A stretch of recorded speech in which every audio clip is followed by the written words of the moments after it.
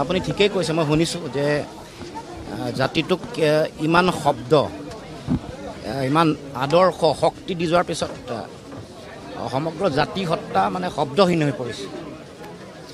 এইটো স্পীচলেছ, যিটো মানে একদম ভাষাহীন, শব্দহীন, বাকৰুদ্ধ বুলি কয়। জাতিটোৱে বাকৰুদ্ধ হৈ পৰিছে। আৰু জুবিন গাৰ্গ অসমীয়া জাতিৰ যিটো জাতীয় আৱেগ, তাৰ আগ্নেয়গিৰি আছিল।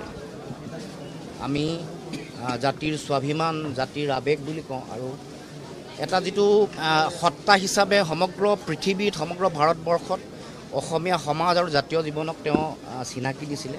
আৰু সেইকাৰণে প্ৰতিটো স্তৰৰ মানুহ, কলা, সাহিত্য, সংস্কৃতি, সমাজ, যুৱ প্ৰজন্ম, সকলো স্তৰৰ জনগণৰ হৃদয় চুব পৰা সত্তা, তেওঁৰ গানবোৰৰ মাজত সেই যিটো আদৰ্শ নিহিত হৈ আছে, সেই কলা আছে, যি কলা এটাক জাতি হিচাপে জীয়াই থাকিবৰ কাৰণে শক্তি, সাহস আৰু প্ৰেৰণা দিয়ে।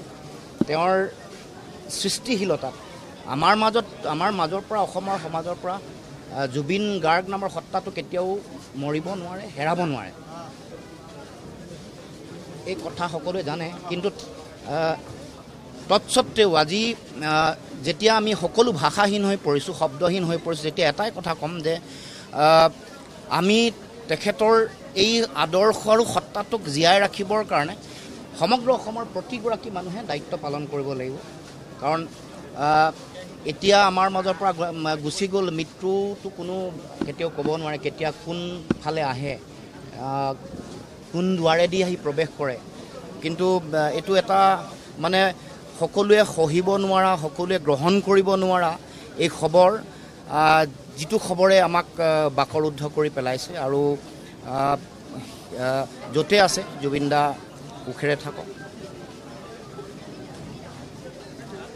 শান্তিৰে থাকক, স্বাভিমানেৰে থাকক।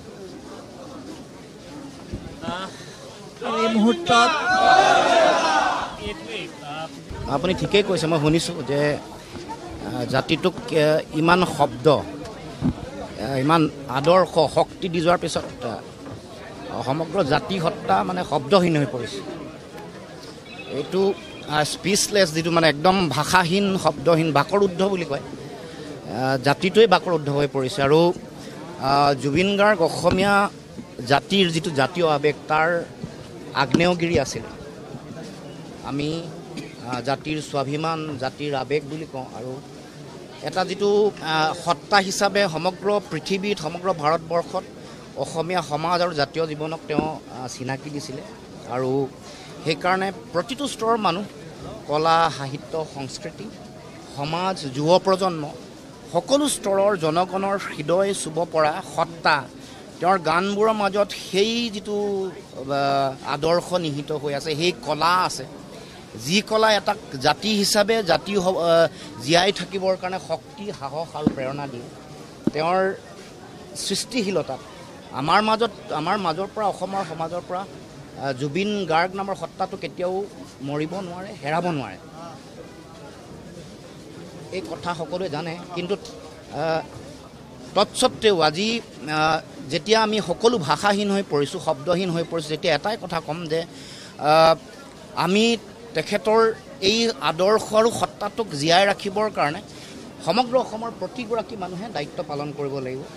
কাৰণ এতিয়া আমাৰ মাজৰ পৰা গুচি গ'ল, মৃত্যুটো কোনো কেতিয়াও ক'ব নোৱাৰে কেতিয়া কোনফালে আহে, কোন দুৱাৰেদি আহি প্ৰৱেশ কৰে। কিন্তু এইটো এটা মানে সকলোৱে সহিব নোৱাৰা, সকলোৱে গ্ৰহণ কৰিব নোৱাৰা এই খবৰ, যিটো খবৰে আমাক বাকৰুদ্ধ কৰি পেলাইছে। আৰু য'তে আছে জুবিন দা সুখেৰে থাকক, শান্তিৰে থাকক, স্বাভিমানেৰে থাকক। এই মুহূৰ্তত